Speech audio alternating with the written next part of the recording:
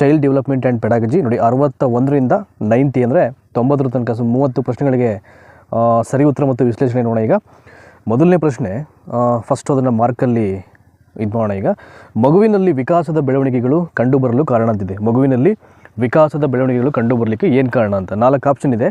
ಅನುವಂಶೀಯ ಕಾರಣಗಳು, ಪರಿಸರದ ಅಂಶಗಳು, ಅನುವಂಶೀಯ ಮತ್ತು ಪರಿಸರದ ಅಂಶಗಳ ಅಂತರ್ಕ್ರಿಯೆ ಮತ್ತು ಕೊನೆಯದಾಗಿ ಪೌಷ್ಟಿಕ ಅಂಶಗಳು ಅಂತಿದೆ. ಇದಕ್ಕೆ ಸರಿಯಾದಂಥ ಆನ್ಸರ್ ಬಂದು I am going to market.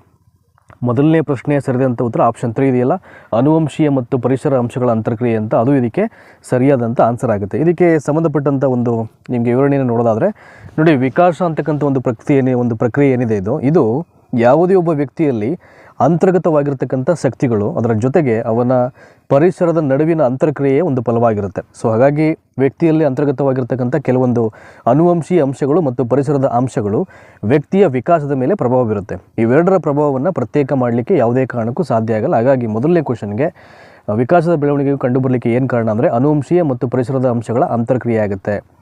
So 61 ಆಯಿತು. ಈಗ 62ನೇ ಪ್ರಶ್ನೆಗೆ ಹೋಗೋಣ. ಈಗ ಕ್ವಿಕ್ಕಾಗಿ ಬೇಗ ಮುಗಿಸೋ ಪ್ರಯತ್ನ ಮಾಡೋಣ. ಈಗ 62 ಪಿಯಾಜೆಯವರ ಪ್ರಕಾರ ಜ್ಞಾನಾತ್ಮಕ ವಿಕಾಸದ ಪ್ರಕ್ರಿಯೆಯಲ್ಲಿ ಪ್ರಾಕಲ್ಪನೆ ರೂಪಿಸುವ ಮತ್ತು ಪ್ರಯೋಗ ಮಾಡುವ ಸಾಮರ್ಥ್ಯ ಇಲ್ಲಿ ಕಾಣಬರುತ್ತದೆ ಅಂತ ಇದೆ. ಪಿಯಾಜೆಯವರ ಪ್ರಕಾರ ಜ್ಞಾನಾತ್ಮಕ ವಿಕಾಸದ ಪ್ರಕ್ರಿಯೆಯಲ್ಲಿ ಪ್ರಾಕಲ್ಪನೆ ರೂಪಿಸುವ ಮತ್ತು ಪ್ರಯೋಗ ಮಾಡ್ತಕ್ಕಂಥ ಸಾಮರ್ಥ್ಯ ಇಲ್ಲಿ ಕಾಣಬರುತ್ತದೆ. ನೋಡಿ ಯಾವುದರಲ್ಲಿ ಅಂತ, ಯಾವ ಸ್ಟೇಜಲ್ಲಿ ಬರುತ್ತೆ ಅಂತ.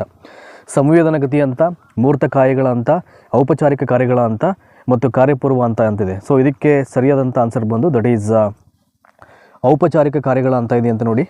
That is the right answer. ಇಲ್ಲಿ ಜ್ಞಾನಾತ್ಮಕ ವಿಕಾಸದ ಪ್ರಕ್ರಿಯೆಯಲ್ಲಿ ಪ್ರಾಕಲ್ಪನೆ ರೂಪಿಸುವ ಮತ್ತು ಪ್ರಯೋಗ ಮಾಡ್ತಕ್ಕಂಥ ಸಾಮರ್ಥ್ಯ ಒಂದು ಮಗುವಿಗೆ ಯಾವ ಸ್ಟೇಜಲ್ಲಿ ಬರುತ್ತೆ ಅಂದರೆ ಅದು ಔಪಚಾರಿಕ ಕಾರ್ಯಗಳ ಅಂತ.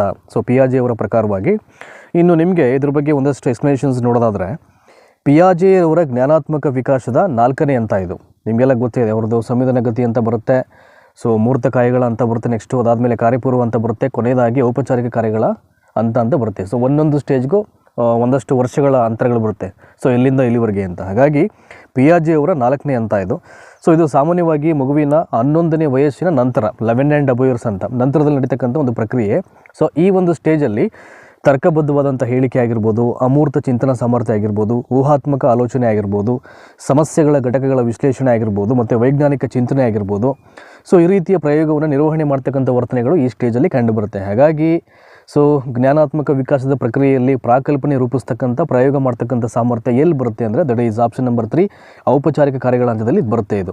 So let's move on the question number 63. ಈಗ ಬೌದ್ಧಿಕ ಕೊರತೆ ಕಂಡುಬರ್ತಕ್ಕಂಥ ಬುದ್ಧಿಶಕ್ತಿ ಸೂಚ್ಯಾಂಕದ ವ್ಯಾಪ್ತಿ ಅಂತಿದೆ. ಬೌದ್ಧಿಕ ಕೊರತೆ ಕಂಡುಬರುವ ಬುದ್ಧಿಶಕ್ತಿ ಸೂಚ್ಯಾಂಕದ ವ್ಯಾಪ್ತಿ ಎಲ್ಲಿಂದ ಎಲ್ಲಿವರೆಗೆ ಅಂತ 0 to 25, 0 to 30, 25 to 50, 0 to 70 ಅಂತ ಇದೆ. ಬೌದ್ಧಿಕ ಕೊರತೆ ಕಂಡುಬರ್ತಕ್ಕಂಥ ಬುದ್ಧಿಶಕ್ತಿ ಸೂಚ್ಯಾಂಕ ಅಂತ ಅಂದರೆ ಬುದ್ಧಿಯ ಪ್ರಮಾಣ ಅಂತಕ್ಕಂಥದ್ದು ಕಡಿಮೆ ಅಂತ ಅಷ್ಟೇ, ನಥಿಂಗ್ ಮಾಡೋದು. ಬೌದ್ಧಿಕ ಕೊರತೆ ಕಡಿಮೆ ಇದೆ ಅಂತಂದರೆ ಇದಕ್ಕೆ ಸರಿಯಾದಂಥ ಉತ್ತರ ಬಂದು ನೋಡಿ ಆಪ್ಷನ್ ಡಿ ಇದೆಯಲ್ಲ, 0 ಇಂದ 70 ಅಂತ, ಇದು ಇದಕ್ಕೆ ಸರಿಯಾದಂಥ ಆನ್ಸರ್ ಆಗುತ್ತೆ. ಸೊ ನೋಡಿ, ಬುದ್ಧಿಶಕ್ತಿ ಸೂಚ್ಯಾಂಕದ ಆಧಾರದ ಮೇಲೆ ಒಂದು ವರ್ಗೀಕರಣ ಮಾಡಿದಾಗ ಯಾವ ಒಂದು ಮಗುವಿನ ಸೂಚ್ಯಾಂಕ ಸುಮಾರು 0 ಇಂದ 70 ಇರುತ್ತೋ ಆ ಒಂದು ಮಕ್ಕಳನ್ನು ಮಾನಸಿಕ ನ್ಯೂನತೆ ಉಳ್ಳಂಥ ಅಥವಾ ಬೌದ್ಧಿಕ ಕೊರತೆ ಕಂಡುಬರ್ತಕ್ಕಂಥ ನಾವು ಮಕ್ಕಳ ವ್ಯಾಪ್ತಿಗೆ ಬರುತ್ತೆ ಅಂತ ಅದನ್ನು ಹೇಳುವಂಥದ್ದು. ಹಾಗಾಗಿ ಇದಕ್ಕೆ 0 ಇಂದ 70 ಅಂತ ಏನಿದೆ ಈ ಒಂದು ಅವಧಿ 0 to 70, ಹಾಗಾಗಿ ಅದು ಬೌದ್ಧಿಕ ಕೊರತೆ ಇರತಕ್ಕಂಥ ಬುದ್ಧಿಶಕ್ತಿ ಸೂಚ್ಯಾಂಕದ ಒಂದು ಅಂಕಿಅಂಶ ಅಥವಾ ಒಂದು ವ್ಯಾಪ್ತಿ ಅದು.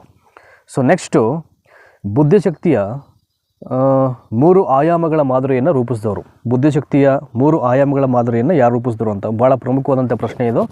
ಸೊ ಸಾಕಷ್ಟು ರಿಪಿಟೇಷನ್ ಆಗಿದೆ. ಸೊ ಈ ಸಲನೂ ಕೂಡ ಕೇಳ್ತಕ್ಕಂಥ ಚಾನ್ಸಸ್ ಇರ್ಬೋದು. ಹಾಗಾಗಿ ಸೂಕ್ಷ್ಮವಾಗಿ ಯಾವುದು ಇಂಪಾರ್ಟೆಂಟ್ ಅಂತ ಅನಿಸುತ್ತೆ ಸೈಕಾಲಜಿನೇ ಭಾಳ ಪ್ರಮುಖವಾದಂಥ ಪತ್ರಿಕೆ ಬಿಡಿ, ಆಯಿತಾ. ಹಾಗಾಗಿ ಅದನ್ನು ಐ ಥಿಂಕ್ ಸುಮಾರು ಸಲ ನಾವು ರಿವಿಷನ್ ಮಾಡಿದ್ರೆ ನಿಮಗೆ ಅದು ಪ್ಲಸ್ ಪಾಯಿಂಟ್ ಆಗುತ್ತೆ ಸ್ಕೋರ್ ಗೇನ್ ಮಾಡಲಿಕ್ಕೆ. ನೋಡಿ 4 ಆಪ್ಷನ್ನು ಕೆಟಲ್, ಟಸ್ಟೋನ್, ಗಿಲ್ಫೋರ್ಡ್ ಮತ್ತು ಟರ್ಮನ್ ಅಂತ ಇದೆ.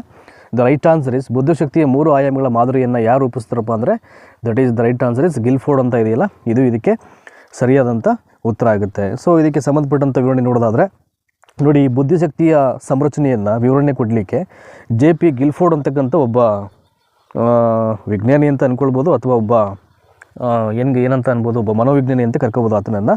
ಸೊ 3 ಆಯಾಮಗಳ ಒಂದು ಪ್ರಾಯೋಗಿಕ ಮಾದರಿಯನ್ನು ಆತ ಸೂಚಿಸ್ತಾನೆ. ಸೊ ಅದರಲ್ಲಿ ಯಾವುದು ಬರುತ್ತೆ 3 ಆಯಾಮಗಳು ಅಂದರೆ ಒಂದು ವಸ್ತುಗಳು, ಕ್ರಿಯೆಗಳು ಮತ್ತು ಉತ್ಪನ್ನಗಳು ಅಂತ. ಇದು ಬುದ್ಧಿಶಕ್ತಿಯ 3 ಆಯಾಮಗಳು ಬರುತ್ತೆ, ಆಯಿತಾ. ತಿಳ್ಕೊಳ್ಳಿ, ವಸ್ತುಗಳು, ಕ್ರಿಯೆಗಳು ಮತ್ತು ಉತ್ಪನ್ನಗಳು ಅಂತ. ಇದು JP ಗಿಲ್ಫೋರ್ಡ್ ಅದನ್ನು ರೂಪಿಸಿದಂಥ 3 ಬುದ್ಧಿಶಕ್ತಿಯ ಆಯಾಮಗಳು. ಸೊ ನೆಕ್ಸ್ಟು ಬುದ್ಧಿಶಕ್ತಿ ಎನ್ನುವುದು ನೋಡಿ, ಇಂಟೆಲಿಜೆನ್ಸ್ಗೆ ಸಂಬಂಧಪಟ್ಟಂಥ ಮತ್ತೊಂದು ಪ್ರಶ್ನೆ. ಬುದ್ಧಿಶಕ್ತಿ ಎನ್ನುವುದು ಯಾವ ಸಾಮರ್ಥ್ಯ? ಅದು ಭಾವನಾತ್ಮಕನೋ, ಆಲೋಚನೆನೋ, ಜ್ಞಾನಾತ್ಮಕನೋ ಅಥವಾ ಚಲನಾ ಸಾಮರ್ಥ್ಯನೋ ಅಂತ. 100% ಅದು.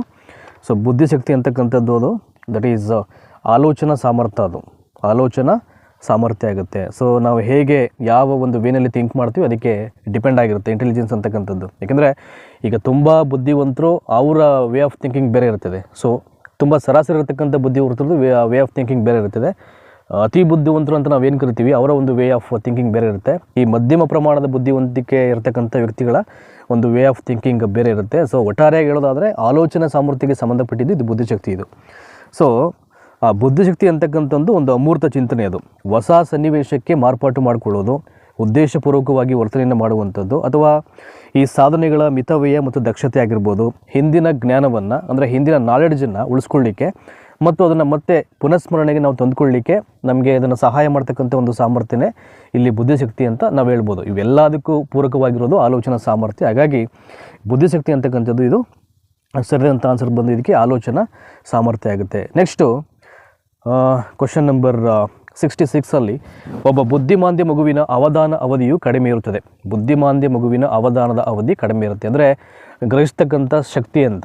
ಅವನಿಗೆ ಯಾವುದೇ ವಿಚಾರ ಹೇಳಿದ್ರು ಕೂಡ ಅದನ್ನು ಗ್ರಹಿಸ್ಕೊಳ್ತಕ್ಕಂಥ, ಅರ್ಥ ಮಾಡ್ಕೊಳ್ತಕ್ಕಂಥ ಶಕ್ತಿ ಕಡಿಮೆ ಇರುತ್ತೆ ಅಂತ. ಬಟ್ ಏನಕ್ಕೆ ಅಂದರೆ ಯೂಶ್ವಲಿ ಎಲ್ಲ ಈ ಮಾನಸಿಕ ನ್ಯೂನತೆ ಇರತಕ್ಕಂಥ ಮಕ್ಕಳನ್ನು ಅವರು ಬುದ್ಧಿಮಾಂದ್ಯ ಮಕ್ಕಳು ಅಂದರೆ ಅವರ ರೇಷಿಯೋ ತುಂಬ ಕಡಿಮೆ ಇರುತ್ತೆ ಬೇರೆಯವರು ಕಂಪೇರ್ ಮಾಡಿದ್ರೆ. ಸೊ ಯಾವ ರೀಸನ್ಗೆ ಅಂತ ಇಲ್ಲಿ ಮಗುವನ್ನು ಗಮನಿಸಲು ಶಿಕ್ಷಕರಿಗೆ ಸ್ವಲ್ಪ ಸಮಯ ಲಭ್ಯವಿರುವುದು, ಮಗು ಬಹಳ ತುಂಟನಾಗಿರುವುದು, ಅವನ ಸ್ನೇಹಿತರು ಅಡ್ಡಿ ವಹಿಸುವರು, ಹುಟ್ಟಿನಿಂದ ಬಂದ ಗುಣಗಳು ಅಂತ ಇದೆ ಇಲ್ಲಿ. ಒಬ್ಬ ಬುದ್ಧಿಮಾಂದ್ಯ ಮಗುವಿನ ಅವಧಾನ ಅವಧಿ ಅಂತಕ್ಕಂಥದ್ದು ಕಡಿಮೆ ಇರುತ್ತೆ. ಏನಕ್ಕೆ ಅಂದರೆ ಸೊ ಆಪ್ಷನ್ 4 ಇದೆಯಲ್ಲ, ಅದು ಬಂದ್ಬಿಟ್ಟು ಸೊ ಹುಟ್ಟಿನಿಂದಾನೇ ಬಂದಂಥ ಕೆಲವೊಂದು ಗುಣಗಳಾಗಿ ಆ ಬುದ್ಧಿಮಾನ್ಯತೆ ಅಂತಕ್ಕಂಥದ್ದು ಸೊ ಹಾಗೇ ಇರುತ್ತೆ ಆ ಮಗುವಿಗೆ. ಸಮ್ಟೈಮ್ಸ್ ಚಿಕಿತ್ಸೆ ಕೊಡೋದ್ರ ಮುಖಾಂತರವಾಗಿ ಕಡಿಮೆ ಪ್ರಮಾಣದಲ್ಲಿ ಗುಣಪಡಿಸ್ಬೋದು. ಕೆಲವು ಸಂದರ್ಭಗಳಲ್ಲಿ ಪೂರ್ಣ ಪ್ರಮಾಣದಲ್ಲಿ ಆ ಮಗುವಿಗೆ ಗುಣಪಡಿಸಲಿಕ್ಕೆ ಸ್ವಲ್ಪ ಕಷ್ಟ ಆಗ್ಬೋದು. ಸೊ ಅಂಥ ಒಂದು ವರ್ಗಕ್ಕೆ ಸೇರೋದಂಥ ಒಂದು ಕಾನ್ಸೆಪ್ಟ್ ಟಾಪಿಕ್ ಇದು. ಹಾಗಾಗಿ ಸೊ ಯಾವುದೇ ಒಂದು ಬುದ್ಧಿಮಾಂದ್ಯ ಮಗುವಿನ ಅವಧಾನ ಅವಧಿ ಅಂತಕ್ಕಂಥದ್ದು ಕಡಿಮೆ ಇರುತ್ತೆ. ರೀಸನ್ ಹುಟ್ಟಿನಿಂದ ಬಂದಂಥ ಸೊ ಗುಣಗಳಾಗಿರುತ್ತೆ. ಇದಕ್ಕೆ ಸಂಬಂಧಪಟ್ಟಂಗೆ ಸಂಕ್ಷಿಪ್ತವಾಗಿ ಒಂದಷ್ಟು ವಿಚಾರಗಳಿದೆ ನೋಡಿ. ಇಲ್ಲಿ ಒಬ್ಬ ವ್ಯಕ್ತಿ ವಿವಿಧ ಮಟ್ಟದ ಬೌದ್ಧಿಕ ಕ್ರಿಯೆಯನ್ನು ಒಳಗೊಂಡಂಥ ಹಲವು ವಿವಿಧ ಕಾರ್ಯಗಳನ್ನು ಕಲಿಯುವುದರಲ್ಲಿ ನ್ಯೂನತೆಯನ್ನು ಹೊಂದಿರುತ್ತಾನೆ ಅಥವಾ ಸೀಮಿತ ಸಾಮರ್ಥ್ಯವನ್ನು ಹೊಂದಿದ್ದರೆ ಅಂತಹವನನ್ನು ಸಾಮಾನ್ಯ ಬುದ್ಧಿಮಾಂದ್ಯತೆ ಅಂತ ನಾವು ಕರೆಯುವಂಥದ್ದು. ಸೊ ಈ ಮಕ್ಕಳು ತಮ್ಮ ಅವಧಾನವನ್ನು ನಿರ್ದಿಷ್ಟವಾದ ಚಟುವಟಿಕೆಯ ಕಡೆಗೆ ಕೇಂದ್ರೀಕರಿಸ್ತಕ್ಕಂಥ ಸಾಮರ್ಥ್ಯವನ್ನು ಕಡಿಮೆ ಇರುತ್ತೆ.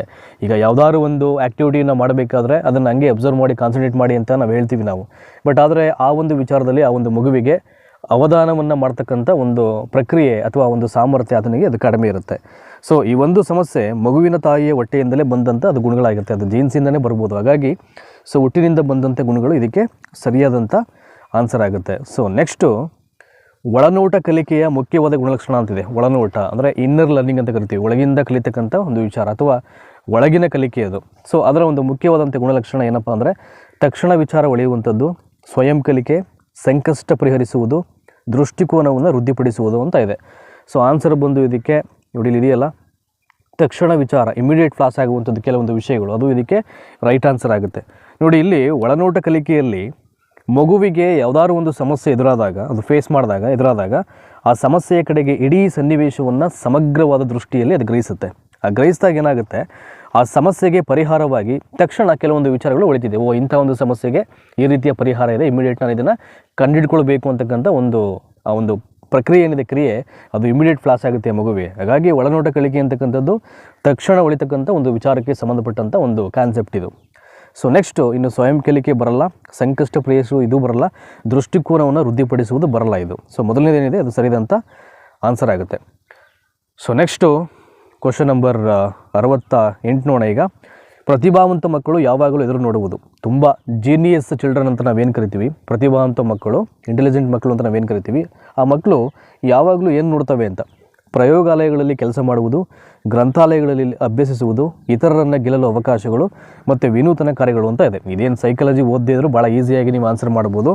ಆಪ್ಷನ್ ನಂಬರ್ 4 ಇದೆಯಲ್ಲ ಇಲ್ಲಿ 68ನೇದಕ್ಕೆ ವಿನೂತನ ಕಾರ್ಯಗಳು. ಯಾವಾಗಲೂ ಹೊಸ ಹೊಸ ಆಲೋಚನೆಯನ್ನು ಮಾಡ್ತಾ ಇರ್ತಾರೆ, ಹೊಸದಾಗಿ ಏನಾದರೂ ಮಾಡಬೇಕು ಅಂತಕ್ಕಂಥ ಥಾಟ್ಸ್ ಅವ್ರ ಮೈಂಡಲ್ಲಿ ಯಾವಾಗಲೂ ಬರ್ತಾ ಇರುತ್ತೆ. ಸೊ ಆ ಹಿನ್ನೆಲೆಯಲ್ಲಿ 68ನೇ ಪ್ರಶ್ನೆಗೆ 4ನೇ ಆಪ್ಷನ್ ಬರುತ್ತಲ್ಲ, ವಿನೂತನ ಕಾರ್ಯಗಳು ಅಂತ, ಇದು ಸರಿಯಾದಂಥ ಆನ್ಸರ್ ಆಗುತ್ತೆ.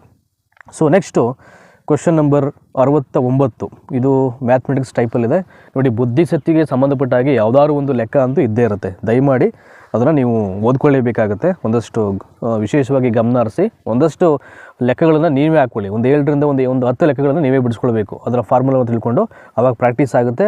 ಅವ್ರು ಯಾವುದೇ ಅಂಕಿಅಂಶ ಕೇಳಿದ್ರು ನೀವು ಈಸಿಯಾಗಿ ಆನ್ಸರ್ ಮಾಡ್ಬೋದು.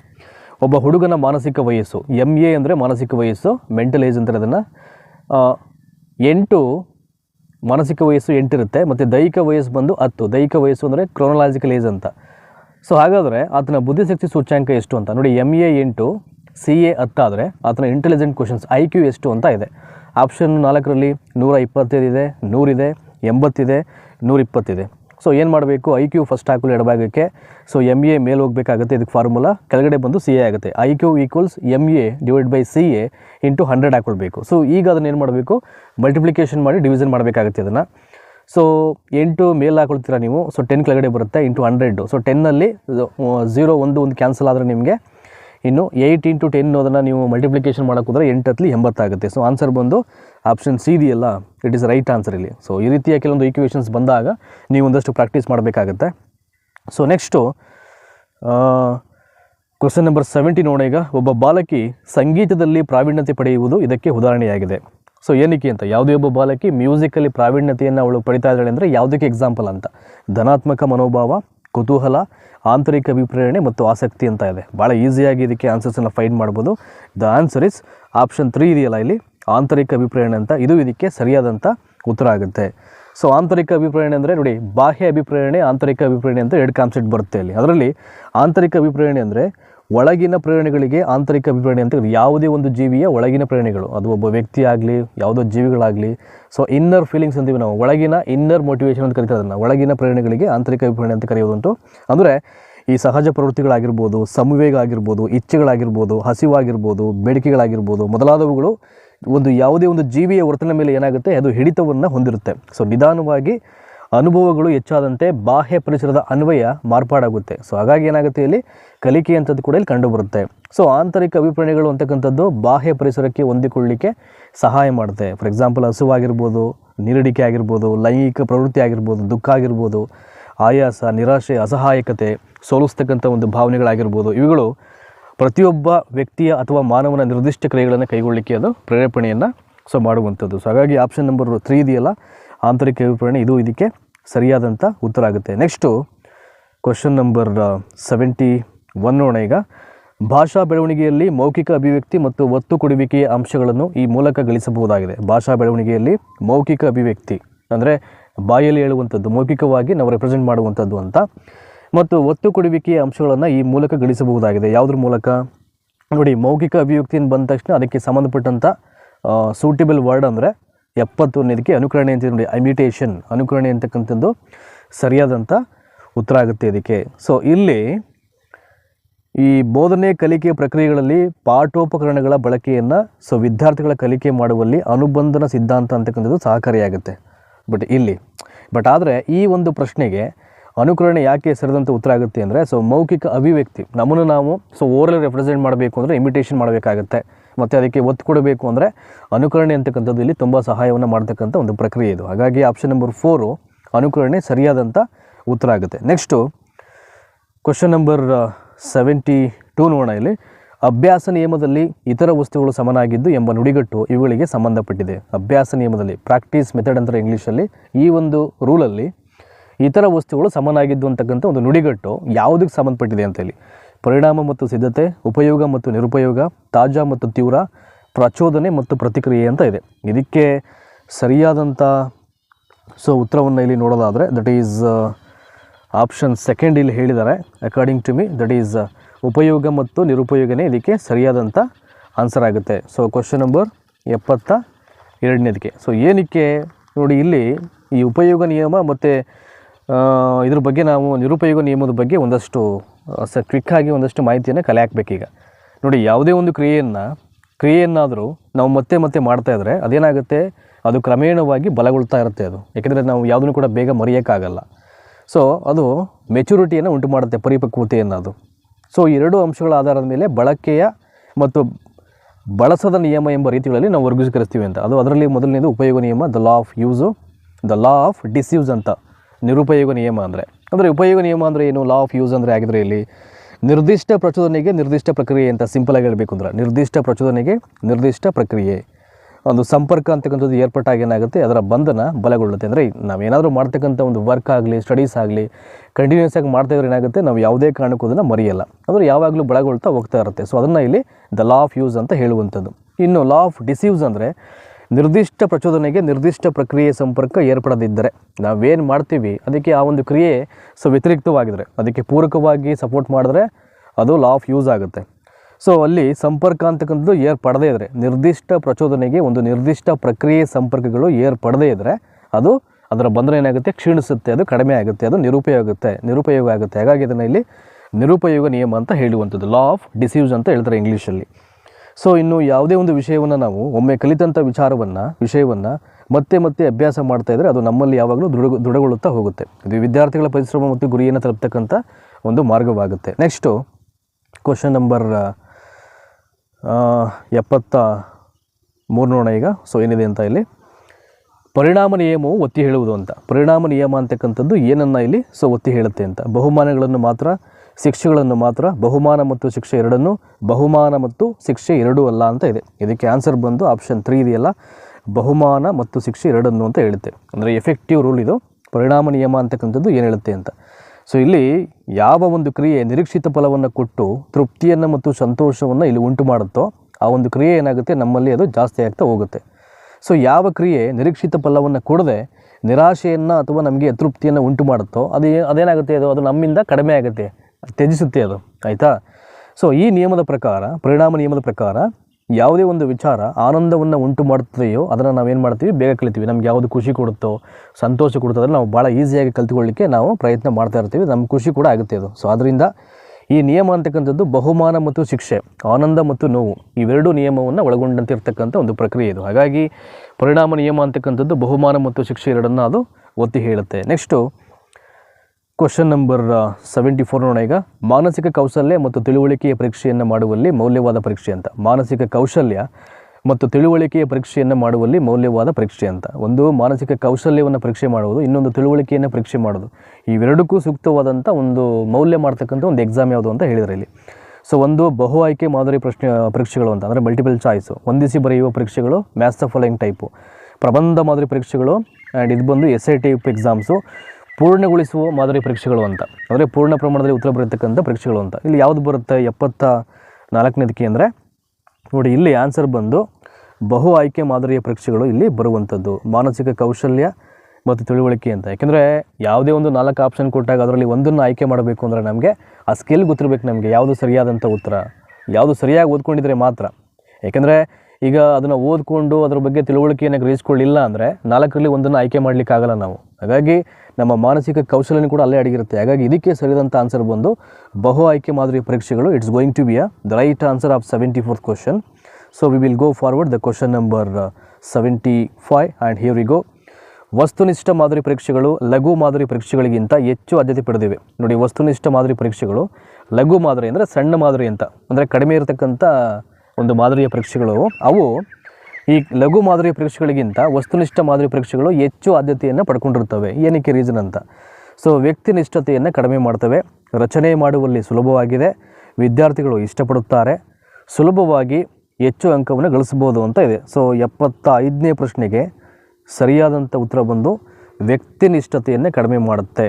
ಇಟ್ ಈಸ್ ವೆರಿ ಇಂಪಾರ್ಟೆಂಟ್ ಇಲ್ಲಿ. ಸೊ ವಸ್ತುನಿಷ್ಠ ಅಂದರೆ ಕಂಟೆಂಟ್ ಮೇಲೆ ಇದು ಕಾನ್ಸಂಟ್ರೇಟ್ ಮಾಡುತ್ತೆ, ಕಂಟೆಂಟ್ಗೆ ಇದಕ್ಕೆ ಮಹತ್ವವನ್ನು ಕೊಡ್ತಕ್ಕಂಥ ಒಂದು ಪರೀಕ್ಷೆ ಇದು.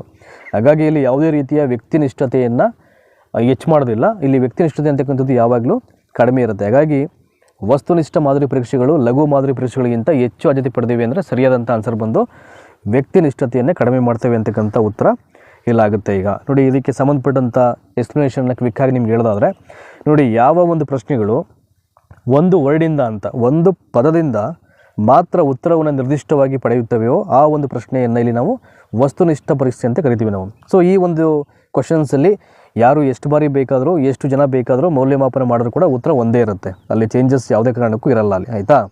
ಹಾಗಾಗಿ ಈ ಮೌಲ್ಯಮಾಪಕರು ಕೂಡ ವ್ಯಕ್ತಿನಿಷ್ಠ ಆಧಾರದ ಮೇಲೆ ಮೌಲ್ಯಮಾಪನ ಮಾಡಲಿಕ್ಕೆ ಅವಕಾಶ ಇರಲ್ಲ.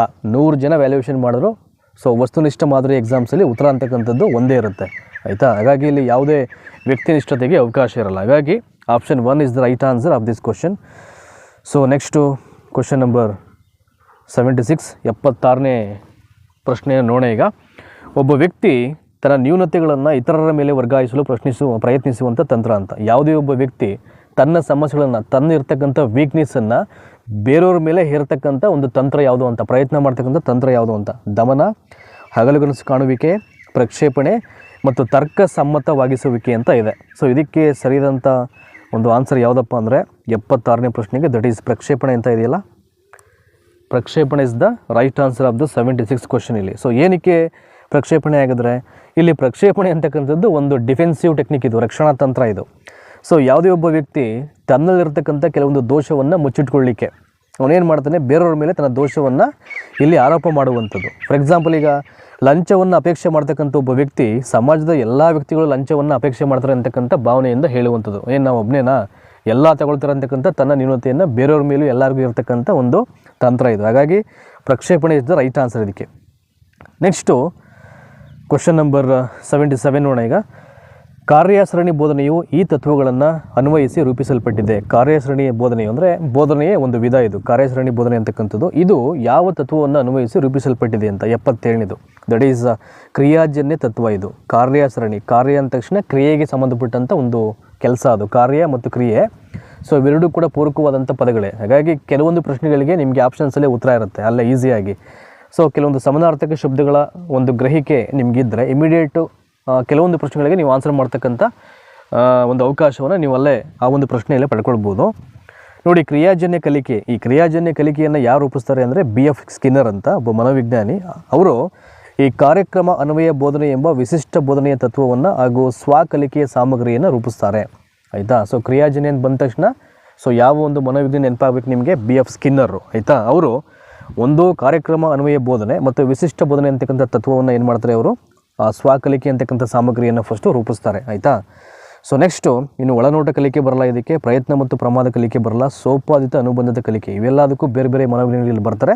ಸೊ ನೆಕ್ಸ್ಟ್ ಪ್ರಶ್ನೆ ಬಂದರೆ ಅಲ್ಲಿ ಎಕ್ಸ್ಪ್ಲೇನ್ ಮಾಡ್ತೀನಿ ನಾನು. ನೆಕ್ಸ್ಟು 78ನೇ ಪ್ರಶ್ನೆ ನೋಡೋದಾದರೆ, ಕಕ್ಷಿ ಕೇಂದ್ರಿತ ಆಪ್ತ ಸಲಹೆ ವಿಧಾನವು ಈಗೂ ಕರೆಯಲ್ಪಟ್ಟಿದೆ ಅಂತ. ಕಕ್ಷಿ ಕೇಂದ್ರಿತ ಆಪ್ತ ಸಲಹೆ ವಿಧಾನವು ಈಗೂ ಕರೆಯಲ್ಪಟ್ಟಿದೆ. ನೋಡಿ, ಇನ್ನೊಂದು ಹೆಸರು ಏನಂತಾರೆ ಅಂತ ಇದಕ್ಕೆ, ನಿರ್ದೇಶಿತ ಆಪ್ತ ಸಲಹೆ ಅಂತ. ಈ ಕಕ್ಷಿ ಕೇಂದ್ರಿತ ಆಪ್ತ ಸಲಹೆ ವಿಧಾನವನ್ನು ನಿರ್ದೇಶಿತ ಆಪ್ತ ಸಲಹೆ ವಿಧಾನ ಅಂತಲೂ ಕೂಡ ಇಲ್ಲಿ ಕರೀತಾರೆ. ಸೊ ಏನಕ್ಕೆ ನೋಡಿ, ಇಲ್ಲಿ ಒಬ್ಬ ಸಲಹೆಗಾರ ಅಂತಕ್ಕಂಥವನೇ ಕೇಂದ್ರ ಬಿಂದುವಾಗಿರ್ತಾನೆ ಅಂತ. ಸೊ ಅವನು ಸಲಹೆ ಪಡಿತಕ್ಕಂಥ ವ್ಯಕ್ತಿಗೆ ತನ್ನ ಸಮಸ್ಯೆಯನ್ನು ಪರಿಹರಿಸಿಕೊಳ್ಳಿಕ್ಕೆ ಏನು ಮಾಡ್ತಾನೆ, ಕೈಗೊಳ್ಳಬೇಕಾದಂಥ ಕೆಲವೊಂದು ಅವಶ್ಯಕವಾದಂಥ ಕ್ರಮಗಳನ್ನು ಕುರಿತು ಆತ ನಿರ್ದೇಶನ ಮತ್ತು ಸಲಹೆಯನ್ನು ನೀಡ್ತಾನೆ.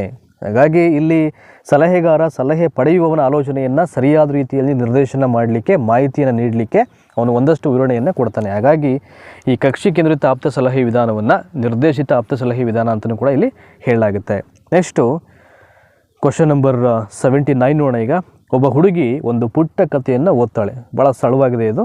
ಅವಳು ಅದನ್ನು ಓದಿದ ನಂತರ ಕಥೆಯ ಕೊನೆಯಲ್ಲಿ ನೀಡಿರ್ತಕ್ಕಂಥ ಎಲ್ಲ ಪ್ರಶ್ನೆಗಳಿಗೂ ಉತ್ತರಿಸ್ತಾಳೆ ಮತ್ತು ಆ ಕಥೆಯ ಮುಕ್ತಾಯ ಬೇರೆಯ ರೀತಿಯಲ್ಲಿ ಇರಬೇಕೆಂದಿತ್ತೆಂದು ಅಪೇಕ್ಷಿಸುತ್ತಾಳೆ. ಇದು ವಿದ್ಯಾರ್ಥಿನಿಯ ಯಾವ ವರ್ತನೆಯನ್ನು ತೋರಿಸುತ್ತದೆ ಅಂತ.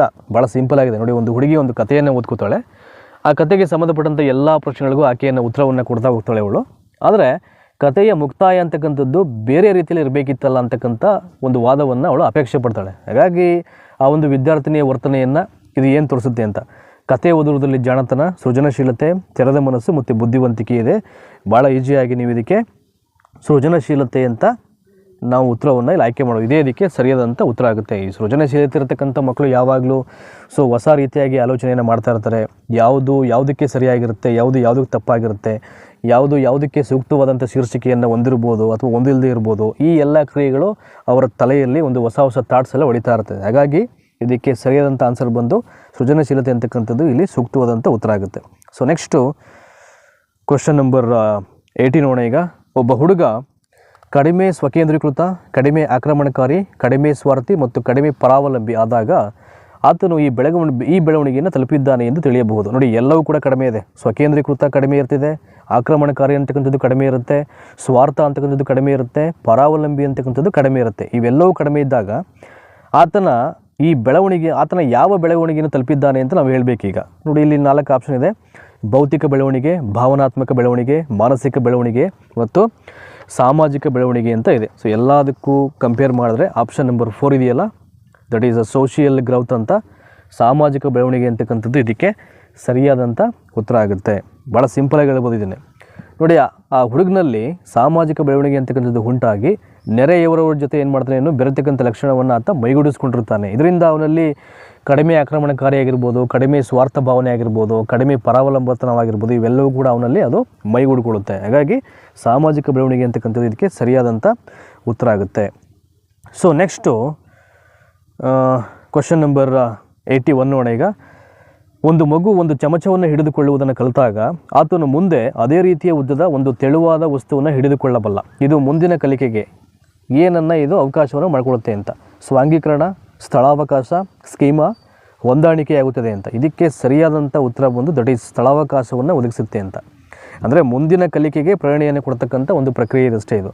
ಅವನು ಫಸ್ಟು ಒಂದು ಚಮಚವನ್ನು ಇಟ್ಕೊಳ್ತಾನೆ ಅಂದರೆ ಅವನು ಮುಂದೆ ಹೋಗ್ತಾ ಹೋಗ್ತಾ ಅವನು ಅದೇ ಥರದ ಉದ್ದನೆ ಅಥವಾ ಒಂದು ತೆಳುವಾದ ವಸ್ತುವನ್ನು ಇಟ್ಕೊಳ್ಬಲ್ಲ ಅಂದರೆ ಅವನಿಗೆ ಸ್ಥಳಾವಕಾಶವನ್ನು ಮಾಡ್ಕೊಳ್ತಾ ಇದೆ ಆ ಪ್ರಕ್ರಿಯೆ ಅಂತಕ್ಕಂಥ ಒಂದು ಅರ್ಥ ಬರುತ್ತೆ ಅಷ್ಟೇ ಅದು. ನೆಕ್ಸ್ಟು 82ನೇ ಪ್ರಶ್ನೆ ನೋಡೋಣ. ಈಗ ಕಲಿಕೆಯು ನಿಧಾನಗತಿಯಲ್ಲಿ ಸಾಗಿ ಅಂತಿಮವಾಗಿ ನಿಂತು ಹೋಗುವ ಮತ್ತು ಅದು ಮುಂದುವರಿಯುವ ಸಾಧ್ಯತೆ ಇಲ್ಲ ಎನಿಸ್ತಕ್ಕಂಥ ಒಂದು ಬಿಂದು ಅಂತ. ನೋಡಿ, ಕಲಿಕೆ ಅಂತಕ್ಕಂಥದ್ದು ನಿಧಾನಗತಿಯಲ್ಲಿ ಸಾಗಿ ಫೈನಲಿ ಸ್ಟಾಪ್ ಆಗಿಬಿಡುತ್ತೆ. ಅದು ಮುಂದುವರಿಯುವ ಸಾಧ್ಯತೆ ಇಲ್ಲ, ಮತ್ತು ಅದು ಯಾವುದೇ ಕಾರಣಕ್ಕೂ ಮುಂದುವರಿಲಿಕ್ಕೆ ಆಗೋದೇ ಇಲ್ಲ ಅಂತ.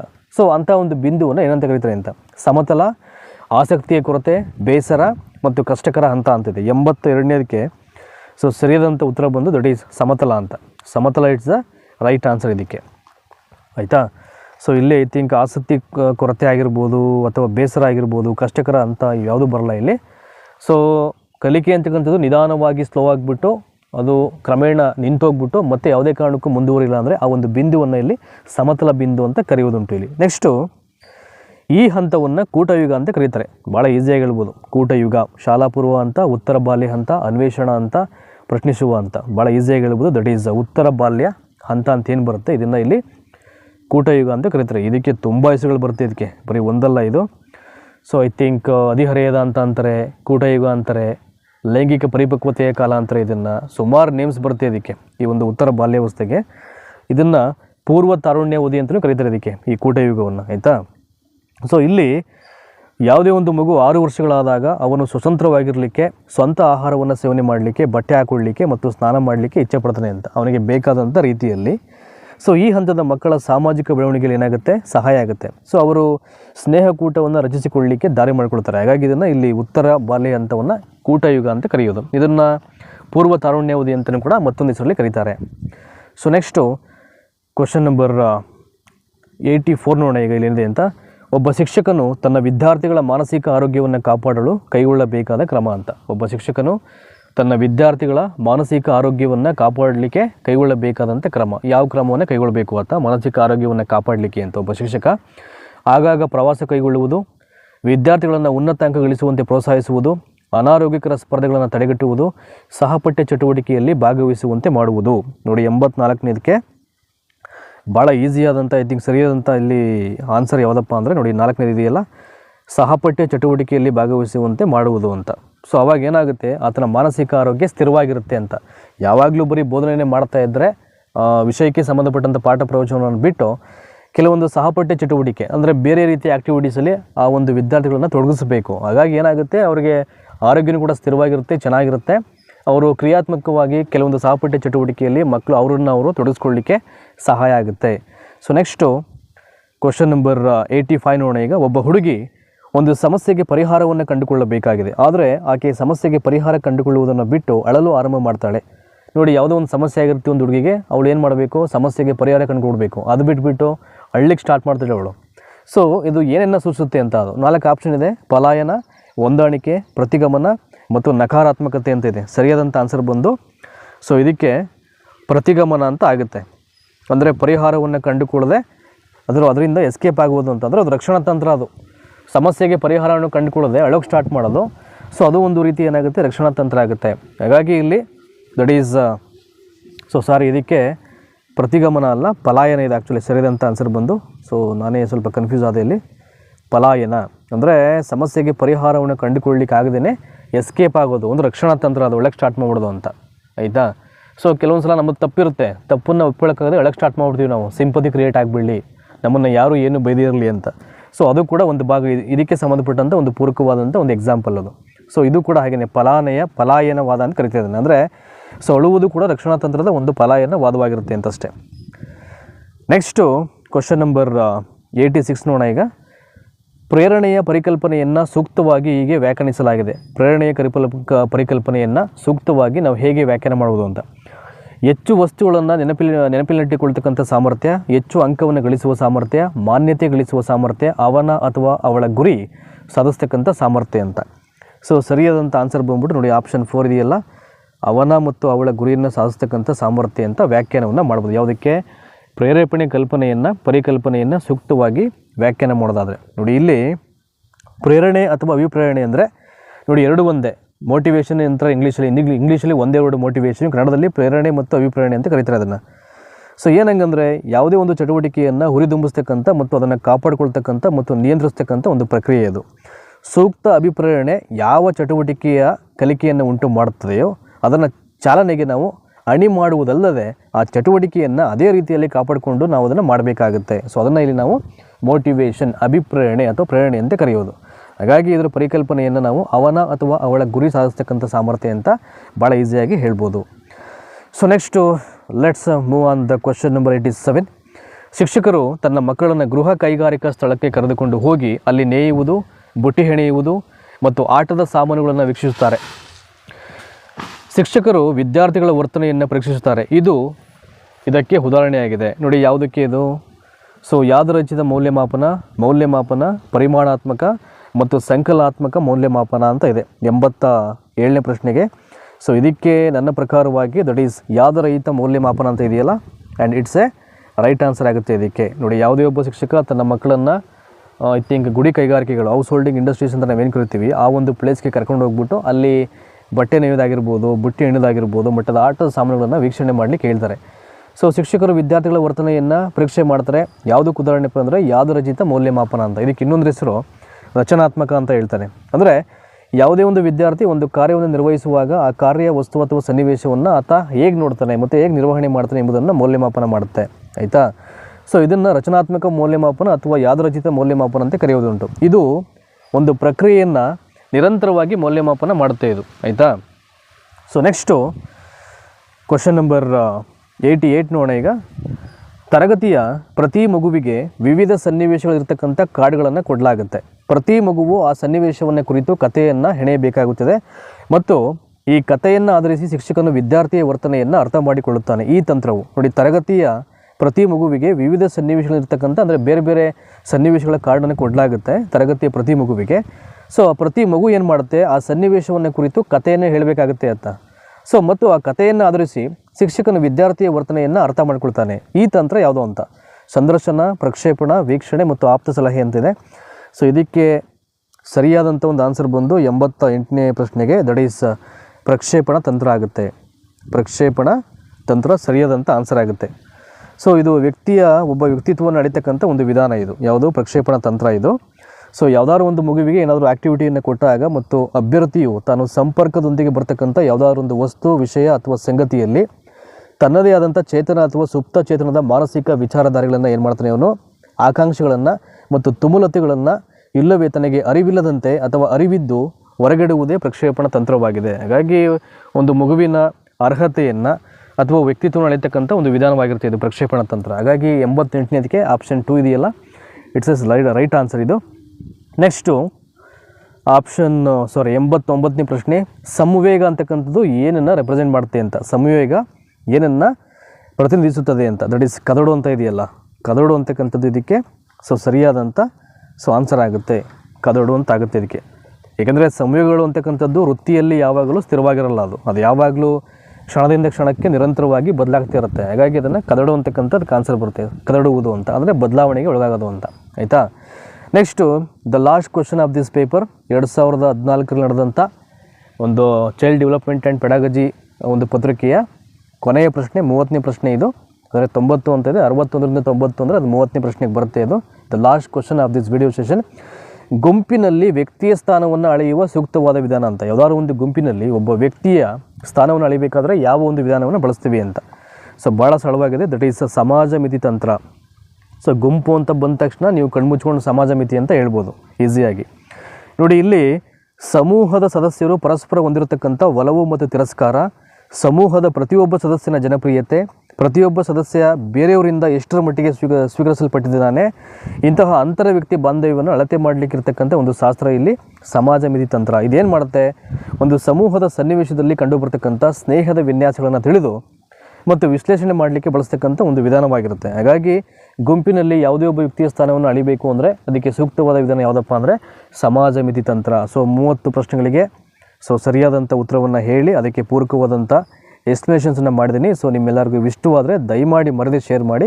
ಇನ್ ಕೇಸ್ ಏನಾದರೂ ನಾನು ಹೇಳಬೇಕಾದ್ರೆ ಯಾವುದಾದ್ರು ಪ್ರಶ್ನೆಗೆ ತಪ್ಪಾಗಿ ಉತ್ತರವನ್ನು ಹೇಳಿದರೆ ಕ್ಷಮೆ ಇರಲಿ ಅಂತ ಕೇಳ್ತಾ, ದಯಮಾಡಿ ಯಾವುದಕ್ಕಾದ್ರೂ ತಪ್ಪಾಗಿ ಆನ್ಸರ್ ಮಾಡಿದರೆ ಕಮೆಂಟಲ್ಲಿ ಇಮಿಡಿಯೇಟ್ ನನಗೆ ತಿಳಿಸಿ ಅದನ್ನು, ಮತ್ತು ಅದಕ್ಕೆ ಸಂಬಂಧಪಟ್ಟಂಥ ಪೂರಕ ವಿವರಣೆಗಳನ್ನು ಅಲ್ಲೇ ಬರೋ ತಿಳಿಸಿ. ಸೊ ಎಲ್ಲರೂ ಅದನ್ನು ಓದ್ಕೊಳ್ಳಿ. ಸೊ ಧನ್ಯವಾದ.